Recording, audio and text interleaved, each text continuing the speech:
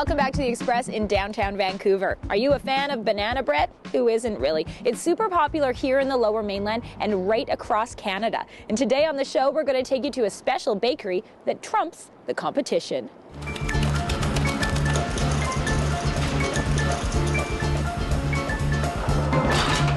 It's a busy morning at Trump's wholesale dessert proprietors as several thousand loaves of banana bread are baked and packaged for cafes around the Lower Mainland. Heather Angel has overseen this operation from its beginning years ago. Because he doesn't look like he's that busy. If you want to have. I realized that there was a lack of the kind of baking that I had been raised on, which was like the everyday mummy baking. Didn't really exist out in the marketplace. There was this either synthetic commercial kind of baking going on, or there's this really very formal European kind of baking. So I saw a space in the middle for me.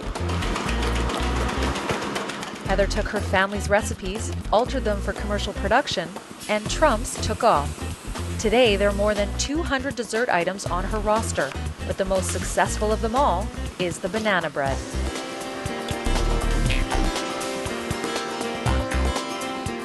That is the #1 selling product, and I think what makes it the #1 selling product is it's made from scratch, the original way it was made in my family. The recipe hasn't changed, and it's 100% natural. It has all the very basic ingredients that you would make at your house, but I think that also the thing about our banana bread that makes it so incredibly special is the huge content of banana in it. There's over 30% banana, and it is the first ingredient in the recipe.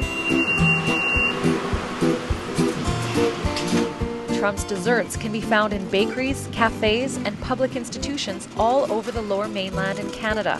So how does Heather feel about the fact that nobody knows it's Trump's baking these products? I'm getting a midlife crisis over it now. I'm starting to have a complex that nobody realizes it's my product. They'll go into these major coffee companies that are, across North America, across Canada, and not realize that the product is baked fresh by a Canadian company in their own backyard. And so we're changing that because we've created other products out of our loaves, like a dessert cracker, which you can see behind me here. This is actually made out of our famous banana loaf, and it's 100-calorie dessert crackers, portion packed. These all-natural dessert crackers are being distributed around the world and throughout the United States, extending Trump's reach with the brand name Omega Slims. Heather's ever-growing baked goods empire is the fulfillment of an idea planted years ago. When I was really, really little, I had the pleasure of getting a personal private tour of Purdy's. I remember thinking, when I grew up, I want to have a big factory. Well, I didn't really want a chocolate factory. I kind of grew out of my palate grew out of the taste of eating a lot of chocolates. But I did like the idea of having a factory that made cookies and bars and squares and all sorts of pastries. So I kind of got my childhood dream fulfilled. In Vancouver, I'm Kendall Harris for The Express. To find out more about the bakery, you can go to trumpsfood.com. And I want to say that those bakers made a lot of friends here at the Shaw Studios because they sent a whole ton of banana bread back with Kendall, and it was eaten up just like that. Although it'd be great to take along for our next segment. It's a truly Canadian experience. We're going ice fishing in Whistler. Up here in Whistler, there's opportunity in 3 out of the 5 lakes that we have that you can actually come out and catch a fish for dinner. And today I'm at Whistler's Nita Lake with trout country fishing guides Jeff Gerhardt on hand to teach me the techniques of ice fishing. And step 1, to make a hole in the ice like this. Well, you need this trusty ice auger here. It's got some blades on it, and it cuts through the snow or through the ice really quickly. These little spinning rods here, they're specially made for ice fishing. They're not little kids rods, but just for nice and short. And a little bit of knowledge of the lakes where the fish in the wintertime will be hanging around. And with expert knowledge, the right equipment, and of course a comfy chair, I'm all set for a fresh catch of rainbow trout for dinner. For ice fishing, we do use bait, but you can also use rubber lures, little steel lures like this one here. There's a couple of different styles of jigging, nothing too crazy, but you can just let it sit and then up, drop it down, wait, and then up again.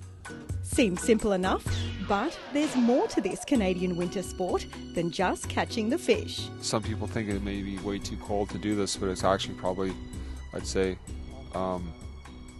as warm as it is to go skiing. It's just quiet and peaceful, and you can have a really good time with the friends and family. You can kick around a soccer ball on the field, which is easy, and play a frisbee until something comes along and bites. Keeping the fishing fun and warm, but make sure you do rug up with warm clothing and waterproof boots, and always remember to test conditions before venturing onto any frozen lakes. The rule is that 3 inches or more are safe. No luck yet, but it is my first experience of ice fishing, and what better way to enjoy the lakes in the winter than to come out here, enjoy the scenery and wait for that big one to bite. Oh.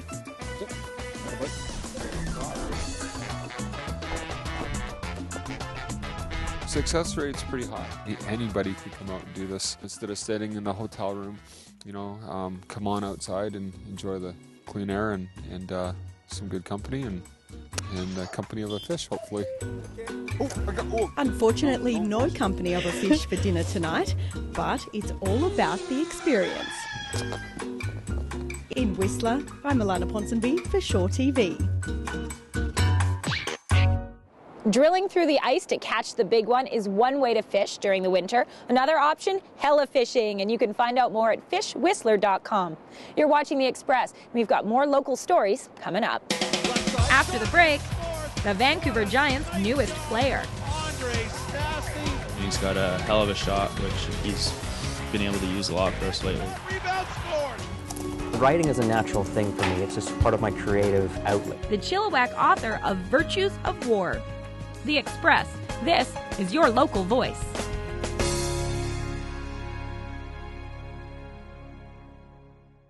Community programming on Shaw has been generously sponsored in part by hairstyling and color services for Shaw TV, provided by the Lounge Hair Studio, loungehairstudio.com. Hello, Metro Vancouver. The Salvation Army Thrift Stores is thrilled to announce a new program that now provides you 5 more ways to donate your reusable items. 1 day a week, Monday to Friday, the Salvation Army donation trailer will be on location at one of these 5 shopping centers. Bring your furniture, clothing, household items, books to one of these mall parking lots on the appointed day between 10 and 4 and deposit in the donation trailer. The thrift stores exist for the purpose of raising funds to help the less fortunate. Your support and donations are urgently needed. Welcome back to The Express in Vancouver. When you hear the name Andrej the Giant, what do you think of? Wrestling probably, or maybe the Princess Bride? For Vancouver Giants fans, they think of the club's newest import, who's quickly making a name for himself. The Giants Report is brought to you by Sprott Shaw Community College. Stastny's got it right in the slot. Shoots and scores. Andrej Stastny picking up where he left off last night. Andrej Stastny has burst onto the WHL scene. No relation to Peter, Marion, or Anton. This Stastny, who joined the club the first week of 2011, is quickly proving to be a great pickup for general manager Scott Bonner.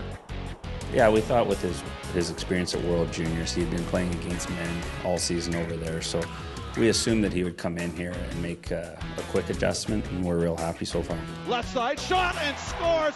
What a snipe job from Andrej Stastny. We didn't really know what to expect, so we've always been pretty happy with what he's been able to bring to our team. He has a new scoring threat. He's a big body and he can skate, and he's a centerman as well, so that's something that we really needed, and him coming into our lineup has helped us a lot. He can create offense out of nothing. He's a guy that's a really good one-on-one player and can beat guys one-on-one. He's got a hell of a shot, which he's been able to use a lot for us lately. Stastny spent the first part of the season playing for his native Slovakia on the under-20 team in preparation for the World Junior Championships. Following this year's tournament in Buffalo, he came to Vancouver in hopes of improving his game and to get noticed by NHL scouts. At 6'4", 215, he is a great skater with a lethal shot, which makes you wonder why he's never been drafted. I think some guys, much like our assistant coach Yogi Svejkovsky, they're sort of hidden over there. I think they come here, play the North American game, and they adjust real well to our format. And I think Andrej might be one of those guys. Net shot, rebound, scores. Andrej Stastny banging in the rebound. And kind of surprised. You know, his size and his work ethic is very good. It shows that there's a lot of good players available for the draft, and I think that if he hadn't been noticed before, I think he's definitely getting noticed now. It's one thing to adapt to a different style of game. It's another to get used to a new culture and a new language. Stastny, though, is up for the challenge and eager to learn and prove he has the potential to one day play in the best league in the world. I'm happy to be here. What's the biggest difference for you playing in North America? Ice is smaller, it's different. You get hit a lot more. Yeah, here is more physical game.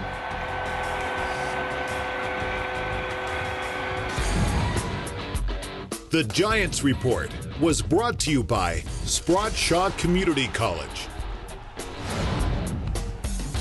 The Vancouver Giants are back in action at the Pacific Coliseum on Saturday, March 5th versus their former team captain, Craig Cunningham, and the Portland Winterhawks. Now, those boys are too young to think about retiring, but what about you? Any plans for your after careers? The retiree in our next story has gone on to have many post-retirement careers, including becoming a published author.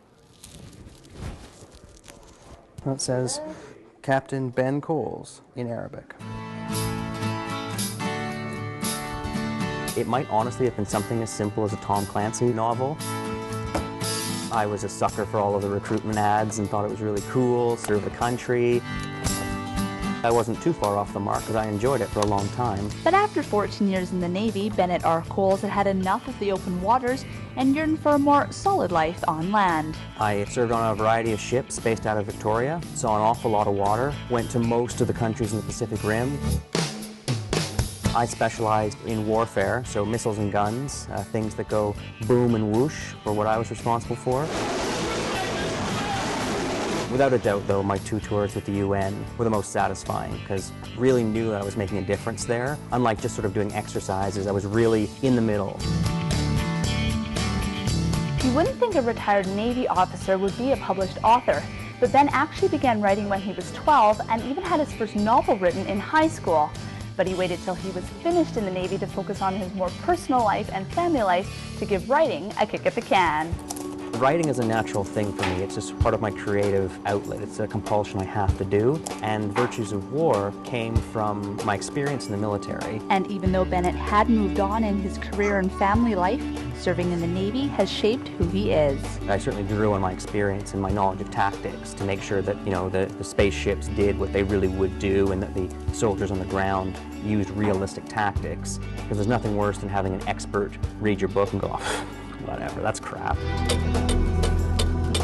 And like a well-oiled machine, Bennett balanced family, work, and writing, while at the same time keeping in mind most readers have no experience in the actual military. I played, StarCraft and Warcraft. I was a very good general for several years online until I retired.